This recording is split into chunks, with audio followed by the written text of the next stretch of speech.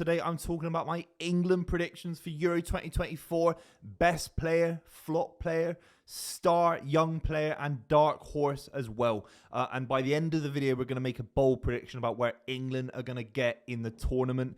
It's changing for me day to day. Let's start off with dark horse player. This is so interesting because whatever you say about Gareth Southgate, he has gone bold in his team selection. I was a massive advocate for Jared Branthwaite being in there, but that says a lot by itself, that we could have had an England squad including the likes of Branthwaite as well, who wasn't even included. So there's so many young players in this England squad. You talk about Mark Gahey's first major tournament. You're talking about the Whartons of the world, Kobbie Mainos of the world, and we have to start off with Anthony Gordon up front.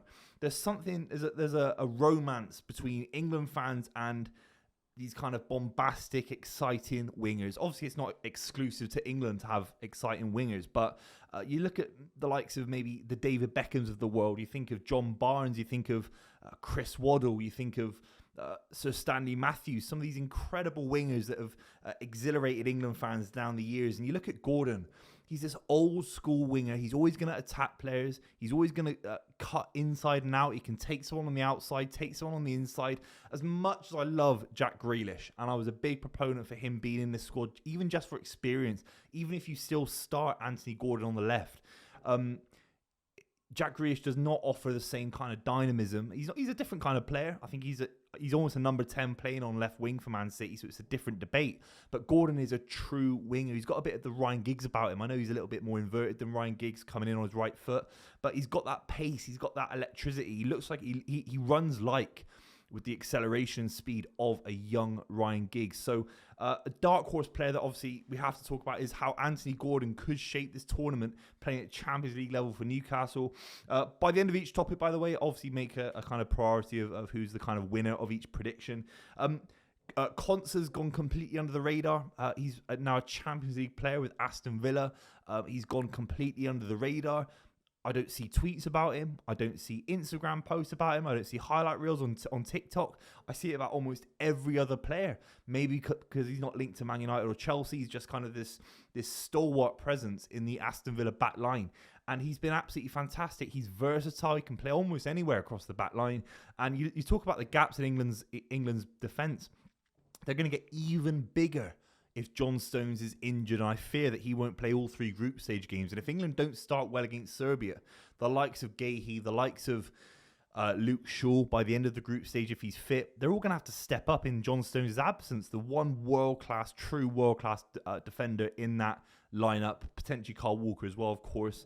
But Konsa's got the ability. The reason I'm sort of talking about this defence, because naturally players have to step up in tournaments, and that's why sometimes we approach these tournaments, we don't always give players maybe enough credit. Maybe I'm guilty of that myself, because no one knew who Harry Maguire was. He went to Russia 2018 and he stepped up out of absolutely nowhere and scored big goals. He was really good in defence. Obviously he had 2 other centre-backs around him in a back 5, but the likes of Konsa, these dark horses that I'm talking about, they've all got an opportunity to shine for England like they've never done before. Cole Palmer, it's an obvious one because of how many goals he scores for Chelsea, but if he can find any kind of form, I mean, if it clicks for Cole Palmer in the right way, I'm worried that it'll get deprioritised because of Saka, because of Bellingham and Foden, and the fact that I think he's committed to playing Gordon as well. I'm worried about Palmer's impact on this tournament, but if Southgate does pick him in the right way, this guy can end up with 4, 5, 6 goals if it works out for Palmer. So he's an unbelievable talent. He can score goals at any angle, at the very minimum create them for other people. And obviously it's a dark horse. Maybe that's too easy. But yeah, Konsa, Palmer. Joe Gomez, this is a Champions League winning centre-back. This is a Premier League winning centre-back. This is a guy that can play left-back at a very, very high level, even though he's right-footed and he's quite tall for a left-back. Very, very mobile. Yes, he's had injury concerns, but when he plays, he creates such an unbelievable partnership with Virgil van Dijk. I think Liverpool fans could say justifiably that it's the best partnership they've seen under Jurgen Klopp is Gomez and Van Dijk. You're going to have to let me know if you're a Liverpool fan watching this. But, you know, Joe Gomez, what a role he has got to play if Stones particularly is injured.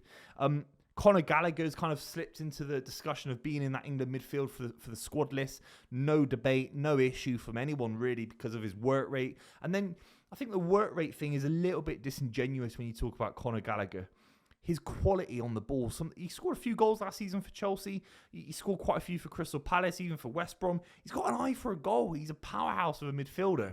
And, you know, if England are ravaged with injuries, you want to pack that midfield to protect the back line. Conor Gallagher alongside Declan Rice, alongside Jude Bellingham, alongside maybe someone else in that midfield, Adam Wharton, and maybe you play a box, maybe you play a diamond. You know, who knows? But Conor Gallagher can play in that midfield and cover so much ground. And sometimes you have to realise that Premier League football and tournament football are so different. The climate is different. The tournament is in the summer. Players get dehydrated, especially in extra time and knockouts. You know, Conor Gallagher's fitness levels are going to be absolutely pivotal in this tournament. Make no doubt about it. Jarrod Bowen as well. I love Jarrod Bowen. It's a massive testament to the progress that a player can make in English football coming from Hull City. I think he got 20 goals, 20 assists in one season, something like that, or at least 20 goal contributions in an average Hull City side. Goes to West Ham, builds his way up, and makes such an important contribution towards West Ham's first trophy win in many, many years. He's kind of built his way up, and it's a romantic tale about the English football pyramid. So Jarrod Bowen has got to be a dark horse. He could definitely feature a lot if there are any injuries and rotations in the squad. Make no doubt about it. But the one I have to talk about for my dark horse will be Trent Alexander-Arnold, because it's obvious how good he is. It's obvious to Liverpool fans he's not really a dark horse. The reason I say he's a dark horse is because I think he's going to play a lot more than people realise. He was the one star of the show across 2 games for England against Bosnia and Iceland. The quality of that ball that we have all seen on social media now, where he whips across it on his right foot. So I think Trent plays a lot in midfield. I think he plays a lot right back. I think Southgate will be absolutely petrified by the lack of creativity and the lack of kind of that David Beckham kind of pass, that kind of that long ranger that we don't quite, the Steven Gerrard kind of ball that we don't quite have just to get England up the pitch. I think Trent will be a dark horse player, make no doubt about it. On to Golden Boy. Again, this is an England side in transition. This is an England side that Gareth Southgate hopefully will be saying goodbye to, and will be giving the reins of what is for some a poison chalice, but for others an incredible opportunity with a very, very young squad looking towards the World Cup, which is the real jewel in the crown for English football. So there are so many young players that we could say have the potential to be a golden boy for this England side. There are 2 that I have to talk about. I've talked about Cole Palmer massively. He would be in the shortlist if I was doing one. Have to talk about Kobbie Mainoo. I know the game looks a little bit beyond him against Iceland. I think the whole side were flat in terms of not wanting to get injured and not wanting to do too much at Wembley. So I get that massively, and I respect that hugely. So Kobbie Mainoo's got a huge role to play. I think he'll start more games than Adam Wharton. I don't agree with that. I think they're different positions. But Kobbie Mainoo's got a huge role to play, and I love Kobbie Mainoo massively as an England fan. But I have to talk about Adam Wharton. This is the biggest Adam Wharton fan channel on the internet, except for Blackburn Rovers and Crystal Palace fans. And the big debate for me will be between Kobbie Mainoo and Adam Wharton. It's all about position. And if you're watching this channel thinking, I think he's better than Kobbie Mainoo based on what Kobbie Mainoo's done in the FA Cup final, against that goal against Wolves, for example, in the season. No, they're on different levels. Wharton's slightly behind Kobbie Mainoo in terms of big Premier League or Champions League experience like Kobbie Mainoo's got. And Kobbie Mainoo doesn't have much either. It's a positional debate. You have to make a debate if you want Kobbie Mainoo, who's naturally looking to bomb forward. Naturally, there's going to be a little bit more space in behind Kobbie Mainoo than there is with Adam Wharton. It's a pure positional debate. And Adam Wharton, his ability to kind of scan the midfield, he kind of creates this platform where when he gets the ball, he's shifting it side to side. He keeps it very, very simple. And every now and then, the kind of 1 in 4 pass that he makes is between the lines with pace. It's early, and it disrupts defenders' kind of ability to press. It kind of breaks the press. It breaks defensive organisation from the opposition. And I think Adam Wharton, for me, has to be starting that round of 16, that quarter-final game to get us far in the tournament. That's just how I see it. I think you have to create a midfield through Adam Wharton's kind of presence and work rate. That's just how I see it. Or you play a back 5, because we are, defensively, we are very, very concerned. So for me, the golden boy will be Adam Wharton. I have to predict who will be the star player for England. Whether England get absolutely annihilated by Germany in 2010, Steven Gerrard still made it onto the FIFA best 11's bench, which is something. You talk about maybe David Beckham in 2002, arguably was player of the tournament. Obviously, you remember Wayne Rooney in 2004. There's so many examples where there's the tournament is defined by one player, maybe per country, who stands out above the rest. I have to have a small nod to Phil Foden, PFA Player of the Year, just come off the back of 4 Premier Leagues in a row, the Champions League last season, and he ran midfield against Inter Milan, which, they play a low block like a lot of these countries will do against England. I can't say confidently that I think he's going to be either put in the right position to win this kind of award that I'm doing. I don't think he's played well at the moment for England. I have to be completely honest. I don't know if that's down to him or if that's down to Southgate. I'd argue a little bit of both. But he has the capability. You could say that you could put Phil Foden in 100 bad games in a row, and his natural talent in the 101st game would always come through. So context is a huge thing. I think he's been played left wing too much. If he's trusted in number 10 and he's built a little bit of rhythm with Declan Rice, with Bellingham around him, then you have to trust him to come good. His natural ability, his ability to get a ball out of the air, his first touch, it all comes natural to Phil Foden. It's like a natural artist. Like Jimi Hendrix was born to be Jimi Hendrix, and Phil Foden is born to have a Paul Gascoigne-like experience for England, but we haven't seen it yet, so I can't quite give him star player yet. Saka gets completely left out of kind of discussions, in my opinion, in the last few weeks for England fans. I think he was completely unfairly criticised for Iceland. I saw him on the front cover of certain newspapers. Absolutely disgusting and embarrassing, and wrong, because he's not been poor for England. He was fantastic last tournament.